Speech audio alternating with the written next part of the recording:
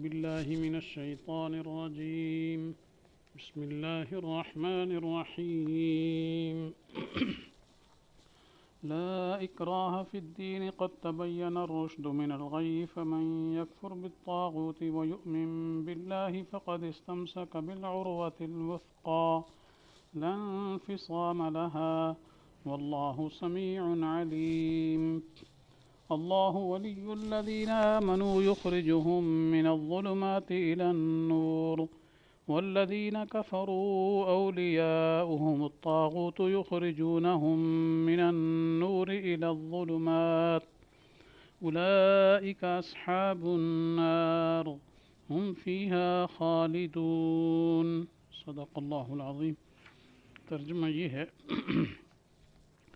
زبردستی نہیں دین کے معاملہ میں، بے شک جدا ہو چکی ہے ہدایت گمراہی سے. اب جو کوئی نہ مانے گمراہ کرنے والوں کو اور یقین لاوے اللہ پر تو اس نے پکڑ لیا حلقہ مضبوط جو ٹوٹنے والا نہیں، اور اللہ سب کچھ سنتا جانتا ہے. اللہ مددگار ہے ایمان والوں کا، نکالتا ہے ان کو اندھیروں سے روشنی کی طرف، اور جو لوگ کافر ہوئے ان کے رفیق ہیں شیطان، نکالتے ہیں ان کو روشنی سے اندھیروں کی طرف. یہی لوگ ہیں دوزخ میں رہنے والے، وہ اسی میں ہمیشہ رہیں گے. تو لا اکراہ فی الدین، اس آیت میں یہ بتایا گیا کہ اسلام میں جبر نہیں ہے. اسلام میں جبر نہیں ہے کہ کسی کو جبر کر کے اس کو کہا جائے کہ تم اسلام قبول کرو، جیسے مشرکین اور کفار کا یہ پروپاگنڈا ہے، خصوصاً یورپی اقوام کا، کہ اسلام جو ہے بزور شمشیر پھیلا ہے. تو اس کو کیا ہے، اس شعبے کو ہٹایا گیا کہ ایسی بات نہیں ہے جی کہ اسلام جبر سے پھیلا ہو، بلکہ اسلام جو ہے وہ اپنے عمدہ دلائل کی وجہ سے اور عمدہ احکام کی وجہ سے اور اپنی خوبیوں کی وجہ سے اسلام پھیلا ہے. البتہ بعض لوگ یہ کہتے ہیں کہ اگر اسلام جبر سے نہیں پھیلا تو پھر جہاد اور قتال، جی وہ تو ظاہر بات ہے، اس میں لڑائی میں قتل کیا جاتا ہے، لوگوں کو ختم کیا جاتا ہے، تو معلوم ہوتا ہے جبر سے پھیلا ہے. بعض لوگ گویا جہاد و قتال کو اس آیت کے معارض قرار دیتے ہیں، لیکن حقیقت یہ ہے کہ انہوں نے صحیح غور نہیں کیا. اگر صحیح غور و فکر کرتے اور اسلامی احکام جو جہاد کے متعلقہ ہیں ان کو اچھی طرح دیکھتے تو کبھی یہ اعتراض نہ کرتے، کیونکہ اگر جہاد اور قتال میں قتل کرنا ہی مقصود ہوتا تو پھر کبھی کفار سے جزیہ نہ لیا جاتا. حالانکہ کفار سے جزیہ لے کر کیا ہے ان کو اپنی رعایا بنا دیا جاتا ہے، اور بالکل ان کی ایسی حفاظت کی جاتی ہے جیسے مسلمان رعایا کی حفاظت کی جاتی ہے. جیسے حدیث میں آتا ہے جی مالہم کا اموالنا، جی کہ ان کے مال ہمارے مال کی طرح ہیں، وانفسہم کا انفسنا، ان کی جانیں بھی اس طرح ہیں جیسے ہماری جانیں.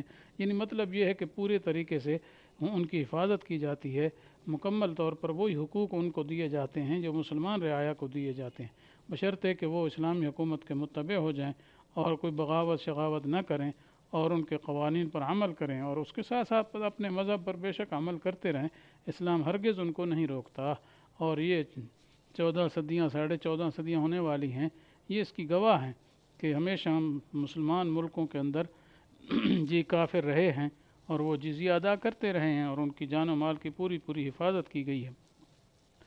تو اس وجہ سے بھی کیا ہے معلوم ہوتا ہے کہ اسلام کیا ہے تلوار سے نہیں پھیلا، اور نہ کیا ہے ایمان جو ہے وہ جبرن کیا ہے کسی کو قبول کرنے پر مجبور کیا جائے، ایسا نہیں ہے، بلکہ اصل مقصود جہاد سے کہ فساد کو رفع کرنا ہے. جی جیسے قرآن پاک کی آیت میں آیا ہے وَقَاتِلُهُمْ حَتَّى لَا تَكُونَ فِتْنَةٌ، کہ کفار کے ساتھ قتال کرتے رہو یہاں تک کہ فتنہ نہ رہے. تو فتنہ کا مطلب یہ اللہ یفتتن مومنون، کسی مومن کو جو ہے فتنے میں نہ ڈالا جائے. جیسے کوئی اسلام قبول کرتا تھا ابتداء اسلام کے زمانے میں تو کافر اس کے درپے ہو جاتے اور اس پر جبر کرتے، اس کو مارتے کہ تاکہ وہ اسلام کو چھوڑ کر واپس اپنے پرانے دین پہ آ جائے اور مرتد ہو جائے.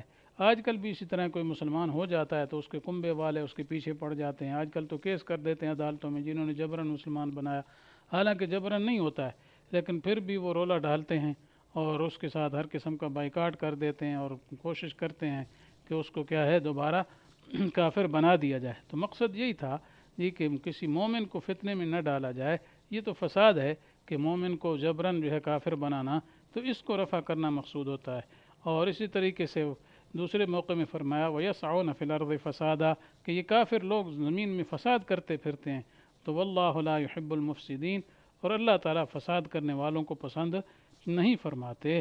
تو اصل مقصود جہاد اور قتال سے اس فساد کو دور کرنا ہے جی۔ تو یہ تو مثال اس کی ایسی ہے جیسے کوئی آدمی موذی جانوروں کو قتل کرے، مثلا باولے کتے ہوتے ہیں تو یہ خود کہتے ہیں جی کتے ہو گئے شہر میں لوگوں کو تکلیف پہنچا رہے ہیں، باولے ہیں، تو پھر ان کے خلاف جو ہے وہ ایکشن لیا جاتا ہے اور کتے مار مہم چلائی جاتی ہے۔ اس طریقے سے سانپ ہے، بچھو ہے جی، اور بہت سارے زہریلے جانور ہیں، ان کو قتل کیا جاتا ہے۔ تو اصل مقصود جہاد سے ایسے سانپ بچھوؤں کو ختم کرنا ہے جو اسلام کے راستے میں رکاوٹ ہوتے ہیں اور مسلمانوں کو کیا ہے فتنے میں مبتلا کرتے ہیں جی۔ باقی جو کیا ہے فساد نہیں کرتے جی، تو ان کے خلاف اسلام میں کیا ہے ایسا نہیں ہے کہ ان کو قتل کیا جائے۔ اسی وجہ سے اسلام میں حکم ہے کہ کسی عورت کو عین جہاد کے وقت بھی قتل نہ کیا جائے، بچوں کو قتل نہ کیا جائے اور بوڑھوں کو قتل نہ کیا جائے۔ اس طریقے سے جو لوگ معذور ہیں، اپاہج وغیرہ ہیں، ان کو قتل نہ کیا جائے۔ حتیٰ کہ اتنا بھی آتا ہے کہ ان کے جو کیا ہے راہب ہیں جی، جو اپنے معبد میں عبادت کرتے رہتے ہیں، ان کو بھی قتل نہ کیا جائے۔ تو اس وجہ سے اسلام میں یہ مقصود ہرگز نہیں ہے کہ جبراً کسی کو مسلمان بنایا جائے جی۔ اور اصل مقصود یہ ہے کہ دنیا کے اندر جو ظلم و ستم جاری ہے اس کو مٹا کر جی اللہ کے ملک میں عدل و انصاف اور امن و امان کو قائم کیا جائے، اصل مقصود یہی ہے۔ تو ایک وجہ تو یہ ہے کہ یہ کہ جبر ہے ہی نہیں، تو ان چیزوں میں اگر کوئی شخص غور و فکر کرے اسلام کے ان قوانین کے اندر، تو وہ کبھی یہ نہیں کہے گا جی کہ اسلام میں جبر ہے۔ اور دوسری بات یہ بھی ہے کہ جبراً کسی کو کافر بنایا ہی نہیں جا سکتا۔ اس کی وجہ یہ ہے کہ ایمان کا تعلق چونکہ دل سے ہے اور دل پر جبر نہیں ہو سکتا، کیونکہ دل اسی بات کو مانتا ہے جسے وہ اپنے اختیار سے پسند کرتا ہے۔ اس لیے اسلام میں کسی کو جبراً مومن بنانے کی کوئی گنجائش نہیں، کیونکہ اس طرح تو انسان مجبور ہو جائے گا اور اس سے اس کا اختیار چھن جائے گا، اور جو ابتلاء و امتحان کی حکمت ہے وہ فوت ہو جائے گی۔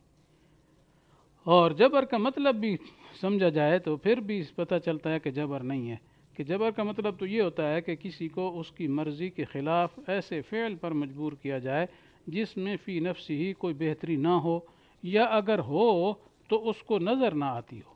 مگر یہاں ایسا نہیں ہے، کیونکہ اسلام تو نرا خیر ہی خیر ہے، خیر ہی خیر ہے۔ اور پھر یہ فرمایا قد تبین الرشد من الغی فمن یکفر بالطاغوت، آ رہا ہے کہ اسلام کی راہ تو بالکل واضح ہو چکی ہے جی، کفر کی راہ سے اس کا امتیاز بالکل آسان ہے جی۔ کوئی تھوڑا سا ہی غور و فکر کر لے تو اس کو اسلام کی خوبیاں نظر آئیں گی اور اس کے بالمقابل کفر کی برائیاں اس کو سمجھ آ جائیں گی۔ تو پھر تو انسان خود اپنے کیا ہے دل کی رضا کے ساتھ، اپنی رغبت اور محبت کے ساتھ اسلام کو قبول کرنے پر آمادہ ہو جاتا ہے۔ اس لیے جبر و اکراہ کی ضرورت ہی نہیں۔ ہاں البتہ یہ بات ہے کہ کوئی آدمی اگر اسلام قبول کرنے کے بعد، مسلمان ہونے کے بعد جی نعوذ باللہ پھر کیا ہے وہ مرتد ہو جاتا ہے اور اسلام کو چھوڑ جاتا ہے، تو پھر ایسے شخص کے البتہ قتل کرنے کا اسلام میں حکم ہے، کیونکہ وہ تو باغی ہے۔ تو باغی کا حکم اب بھی یہی ہے، دنیا کی دوسری سلطنتیں، کفار کی سلطنتیں یہ ہے کہ جو ملک کا باغی ہوتا ہے جی اس کی سزا قتل ہوتی ہے، پھانسی پہ لٹکاتے ہیں جی۔ تو ہاں اس کا یہی ہے کہ جس نے یہ بغاوت کی ہے اس کو بھی پھر اسلام میں یہ کہ فوراً قتل نہیں کیا جاتا، بلکہ اس کو مہلت دی جاتی سوچنے کی جی، کہ اس کو سوچنے کا موقع دیا جاتا ہے کہ سوچ بچار کر کے دوبارہ کہ اسلام کو قبول کر لے تو پھر اس کو معاف کر دیا جاتا ہے۔ لیکن اگر وہ قبول نہیں کرتا ہے تو پھر ظاہر بات ہے اس کو پھر کیا ہے قتل کر دیا جاتا ہے۔ تو یہ سزا تو پورے عالم میں یہی چلتی ہے تقریباً، کہ جو ملک کا باغی ہوتا ہے، ملک کے قانون کا باغی ہوتا ہے، تو اس کو چھوڑا نہیں جاتا۔ تو یہاں بھی یہی حکم ہے۔ تو لہذا یہ کہنا کہ اسلام جبر سے پھیلا ہے اور جی اسلام میں جبر ہے، یہ بات ہرگز نہیں ہے۔ تو اس لیے فرمایا لا اکراہ فی الدین قد تبین الرشد من الغی۔ آگے فرمایا فمن یکفر بالطاغوت ویؤمن باللہ، جو طاغوت یعنی شیطان کے ساتھ، طاغوت کو مطلب یہ کہ جو بھی طغیان والا ہو اس کو طاغوت کہتے ہیں، طغیان سرکشی کو کہتے ہیں۔ تو طغیان والا جو بھی ہوگا اس کا یہی حکم ہوگا جی، تو جو طاغوت یعنی گمراہ کرنے والے جو بھی ہیں ان کا انکار کرے، جن ان کی بات کو نہ مانے اور اللہ کے حکم کو مانے، تو فقد استمسک بالعروۃ الوثقی، تو اس نے مضبوط کڑے کو پکڑ لیا۔ جیسے ایک آدمی مضبوط رسی ہو اور اس کے کڑے کو پکڑ لے تو اس کے گرنے کا اور ہلاک ہونے کا کوئی اندیشہ نہیں ہوتا، اسی طرح کیا ہے یہاں بھی عروہ وثقی سے مراد اسلام کا عروہ ہے، توحید کا عروہ ہے، یعنی وہ کڑا اس نے پکا کہ جس کو ٹوٹنا بھی نہیں ہے۔ تو مقصد یہ جو اسلام میں آ جائے گا تو وہ ہلاکت و خسران سے بچ جائے گا۔ آگے فرمایا واللہ سمیع علیم، اللہ تعالیٰ سننے والے ہیں، یعنی تمہارے کیا ہے اقوال کو، اور جاننے والے ہیں کیا تمہارے دل کی باتوں کو۔ آگے فرمایا اللہ ولی الذین آمنوا، اللہ تعالیٰ مددگار ہیں ان لوگوں کو جو ایمان لائے، تو وہ نکالتے ہیں ان کو ظلمات سے نور کی طرف۔ تو یہاں ولی بمانا ناصر مددگار ہے، اور الذین آمنوا سے مراد مقصد یہ ہے کہ جو لوگ ایمان لانے کا ارادہ رکھتے ہیں، جن کی طلب ہے ایمان کی، تو اللہ تعالیٰ پھر کفر کے اندھیروں سے نکال کر ایمان کی روشنی کی طرف لے آتے ہیں، یعنی جو منیب ہیں جی تو ان کو تو اس طرح ان کو روشنی ایمان کی مل جاتی ہے اور وہ مومن ہو جاتے ہیں۔ اور والذین کفروا، اور جو لوگ کافر ہیں اور اپنے کفر پر اڑے ہوئے ہیں، پکے ہیں، تو اولیاءہم الطاغوت، ان کے دوست اور یار کون ہیں؟ شیاطین ہیں، جو ان کو نور سے کیا ہے ظلمات کی طرف لے جاتے ہیں۔ تو مقصد یہ ہے کہ بعض دفعہ کافر کوئی دلائل سنتا ہے دین حق کے، توحید کے دلائل سن کر مائل ہو جاتا ہے، کچھ ابھی قبول نہیں کیا، تو شیاطین فوراً جو ہے ان کے دل میں قسم قسم کے شبہات ڈالتے ہیں اور ان کو پھر کیا ہے دین حق قبول کرنے نہیں دیتے، بلکہ ان کو کیا ہے کفر کی طرف کیا ہے پھیر جاتے ہیں، اور چونکہ وہ ان کے وسواس کے مطابق چلے جاتے ہیں کفر کی طرف، تو ادھر پکے ہی ہو جاتے ہیں۔ تو انہی کے بارے میں آگے فرمایا اولئک اصحاب النار، ایسے لوگ دوزخی ہیں، ہم فیہا خالدون، وہ اس میں ہمیشہ رہیں گے۔ تو اولئک کا اشارہ جو ہو رہا ہے والذین کفروا کی طرف جی، تو کافر لوگ ہمیشہ دوزخ میں رہیں گے، کبھی اس دوزخ سے نہیں نکلیں گے۔ اللہ تعالیٰ سے دعا ہے کہ اللہ تعالیٰ ان آیات کی صحیح فہم نصیب فرمائے اور اس کے مطابق ہمیں اپنی زندگی ڈھالنے کی توفیق نصیب فرمائے۔ وآخر دعوانا ان الحمد للہ رب العالمین۔